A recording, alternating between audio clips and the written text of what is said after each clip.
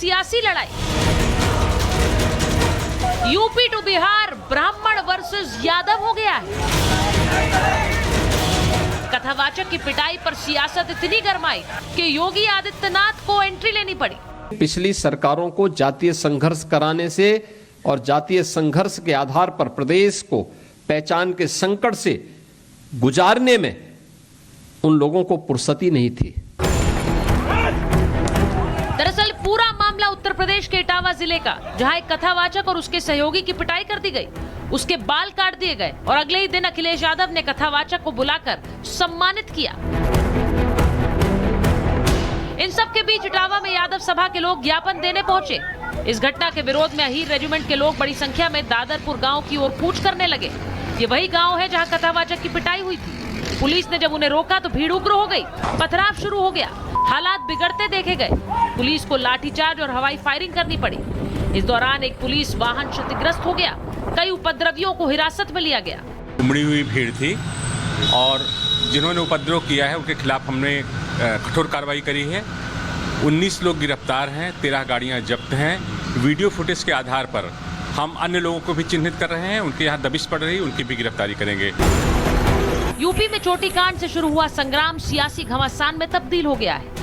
तो अभी तक क्या सो रहे थे मुख्यमंत्री जी? जब जगना था तब जगे नहीं, सब मर गए, वहाँ जेल चले गए, लोग अपमानित हो गए। बताओ 16 साल की उसकी चुटिया कट गई। श्री अखिलेश यादव जी का इटावा की घटना को लेकर के जो घटिया आचरण है, वो समाजवादी पार्टी को समाप्तवादी पार्टी बनाने का जो मैं लगातार भाषण देता रहता हूं, उस सच्चाई की ओर आगे बढ़ रहे हैं। विपक्षी दल इस पूरे मामले को जाति के चश्मे से देख रहे हैं। सपा अध्यक्ष अखिलेश यादव ने कथावाचक को आर्थिक मदद दी और चोटी काटने को जाति से जोड़ दिया। लेकिन इस पूरे मामले में कथावाचकों के साथ हुई अभद्रता का दूसरा पहलू भी नजर आ रहा है। कथा की आयोजक ने महिलाओं के साथ हुई बदसलूकी की बात कही है। उनको हमने घर पे भोजन पे बुलाया था और उन्होंने हमारे साथ बदतमीजी की। वही हाथ पकड़ा कि अपनी भागवत बचाने के लिए कहीं हमारी भागवत खंडित न हो जाए। अपने पति को बताया, फिर पति ने कुछ डांटा उनको तो वो हड़बड़ा के चले, तभी तो उनकी आईडी गिरी है। इटावा में हुई कथावाचकों के साथ मारपीट को छेड़छाड़ से तो जोड़ा जा रहा है, लेकिन अब ये भी कहा जा रहा है कि कथावाचक के पास 2 आधार कार्ड थे। उसने अपनी जाति छिपाई थी, खुद को ब्राह्मण बताया था, अपनी पहचान छुपाकर कथा की। ये सच्चाई सामने आने के बाद भी अब ब्राह्मण वर्सेस यादव की राजनीति बिहार भी पहुंच गई। अगर पिछड़ा कथावाचक बनता है तो उसका मुंडन करा दिया जाता है, सर जो है छील दिया जाता है और नाक रगड़वाया जाता है। हम जरूर भरोसा दिलाएंगे कि अगर बिहार में इस प्रकार का अगर काम कोई करेगा तो हम लोग छोड़ने वाले लोग नहीं। कथावाचक की पिटाई इस वक्त सियासी विवाद की सबसे बड़ी वजह बन गया है, जिसका एक सिरा 27 के यूपी विधानसभा चुनाव से जोड़कर देखा जा रहा है। लेकिन आज महाभारत में सवाल पूछ रहे हैं, क्या इस समाज में सिर्फ ब्राह्मणों को ही कथा कहने का अधिकार है? सवाल ये भी पूछ रहे हैं, क्या जाति छुपाकर कथा कहना सही है? और सवाल ये भी कि क्या सियासत को अब ब्राह्मण वर्सेस यादव की एक नई पटकथा मिल गई? Bureau report, Republic Bharat.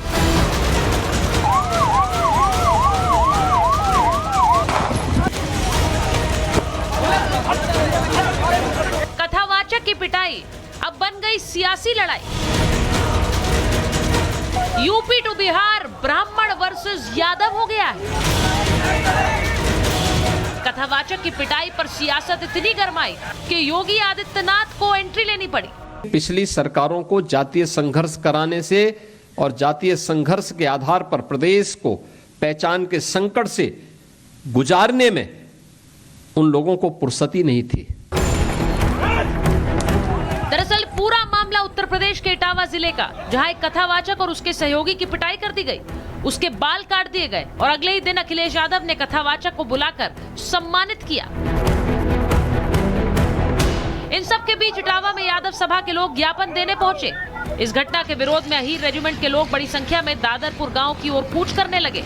ये वही गांव है जहां कथावाचक की पिटाई हुई थी। पुलिस ने जब उन्हें रोका तो भीड़ उग्र हो गई, पथराव शुरू हो गया, हालात बिगड़ते देखे गए। पुलिस को लाठीचार्ज और हवाई फायरिंग करनी पड़ी।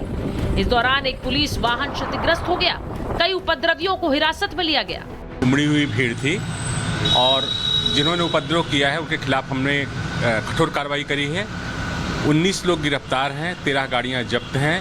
वीडियो फुटेज के आधार पर हम अन्य लोगों को भी चिन्हित कर रहे हैं। उनके यहाँ दबिश पड़ रही, उनकी भी गिरफ्तारी करेंगे। यूपी में चोटी कांड से शुरू हुआ संग्राम सियासी घमासान में तब्दील हो गया है। तो अभी तक क्या सो रहे थे मुख्यमंत्री जी? जब जगना था तब जगे नहीं, सब मर गए, वहाँ जेल चले गए, लोग अपमानित हो गए। बताओ 16 साल की उसकी चुटिया कट गई। श्री अखिलेश यादव जी का इटावा की घटना को लेकर के जो घटिया आचरण है वो समाजवादी पार्टी को समाप्तवादी पार्टी बनाने का जो मैं लगातार भाषण देता रहता हूं, उस सच्चाई की ओर आगे बढ़ रहे हैं। विपक्षी दल इस पूरे मामले को जाति के चश्मे से देख रहे हैं। सपा अध्यक्ष अखिलेश यादव ने कथावाचक को आर्थिक मदद दी और चोटी काटने को जाति से जोड़ दिया। लेकिन इस पूरे मामले में कथावाचकों के साथ हुई अभद्रता का दूसरा पहलू भी नजर आ रहा है। कथा की आयोजक ने महिलाओं के साथ हुई बदसलूकी की बात कही है। उनको हमने घर पे भोजन पे बुलाया था और उन्होंने हमारे साथ बदतमीजी की। वही हाथ पकड़ा कि अपनी भागवत बचाने के लिए कहीं हमारी भागवत खंडित न हो जाए। अपने पति को बताया, फिर पति ने कुछ डांटा उनको तो वो हड़बड़ा के चले, तभी तो उनकी आईडी गिरी है।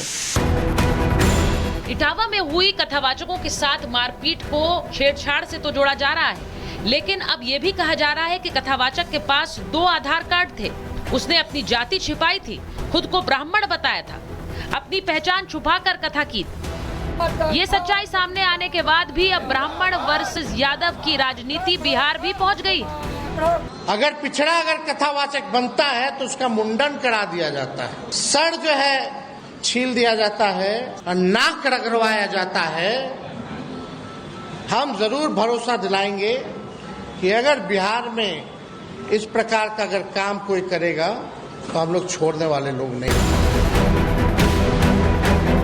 कथावाचक की पिटाई इस वक्त सियासी विवाद की सबसे बड़ी वजह बन गया है, जिसका एक सिरा 27 के यूपी विधानसभा चुनाव से जोड़कर देखा जा रहा है। लेकिन आज महाभारत में सवाल पूछ रहे हैं, क्या इस समाज में सिर्फ ब्राह्मणों को ही कथा कहने का अधिकार है? सवाल ये भी पूछ रहे हैं, क्या जाति छुपाकर कथा कहना सही है? और सवाल ये भी कि क्या सियासत को अब ब्राह्मण वर्सेस यादव की एक नई पटकथा मिल गई? Bureau report, Republic Bharat.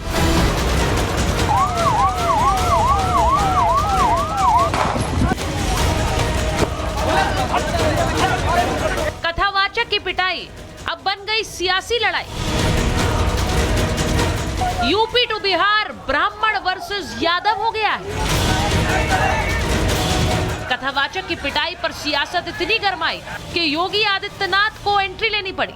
पिछली सरकारों को जातीय संघर्ष कराने से और जातीय संघर्ष के आधार पर प्रदेश को पहचान के संकट से गुजारने में उन लोगों को फुर्सती नहीं थी। दरअसल पूरा मामला उत्तर प्रदेश के इटावा जिले का, जहां एक कथावाचक और उसके सहयोगी की पिटाई कर दी गई, उसके बाल काट दिए गए और अगले ही दिन अखिलेश यादव ने कथावाचक को बुलाकर सम्मानित किया। इन सब के बीच इटावा में यादव सभा के लोग ज्ञापन देने पहुंचे। इस घटना के विरोध में अहीर रेजिमेंट के लोग बड़ी संख्या में दादरपुर गांव की ओर कूच करने लगे। ये वही गांव है जहां कथावाचक की पिटाई हुई थी। पुलिस ने जब उन्हें रोका तो भीड़ उग्र हो गई, पथराव शुरू हो गया, हालात बिगड़ते देखे गए। पुलिस को लाठीचार्ज और हवाई फायरिंग करनी पड़ी।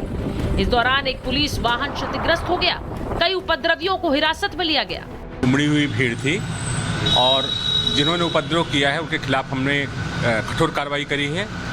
19 लोग गिरफ्तार हैं, 13 गाड़ियां जब्त हैं। वीडियो फुटेज के आधार पर हम अन्य लोगों को भी चिन्हित कर रहे हैं। उनके यहाँ दबिश पड़ रही, उनकी भी गिरफ्तारी करेंगे। यूपी में चोटी कांड से शुरू हुआ संग्राम सियासी घमासान में तब्दील हो गया है। तो अभी तक क्या सो रहे थे मुख्यमंत्री जी? जब जगना था तब जगे नहीं, सब मर गए, वहाँ जेल चले गए, लोग अपमानित हो गए। बताओ 16 साल की उसकी चुटिया कट गई। श्री अखिलेश यादव जी का इटावा की घटना को लेकर के जो घटिया आचरण है वो समाजवादी पार्टी को समाप्तवादी पार्टी बनाने का जो मैं लगातार भाषण देता रहता हूं, उस सच्चाई की ओर आगे बढ़ रहे हैं। विपक्षी दल इस पूरे मामले को जाति के चश्मे से देख रहे हैं। सपा अध्यक्ष अखिलेश यादव ने कथावाचक को आर्थिक मदद दी और चोटी काटने को जाति से जोड़ दिया। लेकिन इस पूरे मामले में कथावाचकों के साथ हुई अभद्रता का दूसरा पहलू भी नजर आ रहा है। कथा की आयोजक ने महिलाओं के साथ हुई बदसलूकी की बात कही है। उनको हमने घर पे भोजन पे बुलाया था और उन्होंने हमारे साथ बदतमीजी की। वही हाथ पकड़ा कि अपनी भागवत बचाने के लिए कहीं हमारी भागवत खंडित ना हो जाए। अपने पति को बताया, फिर पति ने कुछ डांटा उनको तो वो हड़बड़ा के चले, तभी तो उनकी आईडी गिरी है। इटावा में हुई कथावाचकों के साथ मारपीट को छेड़छाड़ से तो जोड़ा जा रहा है, लेकिन अब ये भी कहा जा रहा है कि कथावाचक के पास 2 आधार कार्ड थे। उसने अपनी जाति छिपाई थी, खुद को ब्राह्मण बताया था, अपनी पहचान छुपाकर कथा की। ये सच्चाई सामने आने के बाद भी अब ब्राह्मण वर्सेस यादव की राजनीति बिहार भी पहुंच गई। अगर पिछड़ा अगर कथावाचक बनता है तो उसका मुंडन करा दिया जाता है, सर जो है छील दिया जाता है और नाक रगड़वाया जाता है। हम जरूर भरोसा दिलाएंगे कि अगर बिहार में इस प्रकार का अगर काम कोई करेगा तो हम लोग छोड़ने वाले लोग नहीं। कथावाचक की पिटाई इस वक्त सियासी विवाद की सबसे बड़ी वजह बन गया है, जिसका एक सिरा 27 के यूपी विधानसभा चुनाव से जोड़कर देखा जा रहा है। लेकिन आज महाभारत में सवाल पूछ रहे हैं, क्या इस समाज में सिर्फ ब्राह्मणों को ही कथा कहने का अधिकार है? सवाल ये भी पूछ रहे हैं, क्या जाति छुपाकर कथा कहना सही है?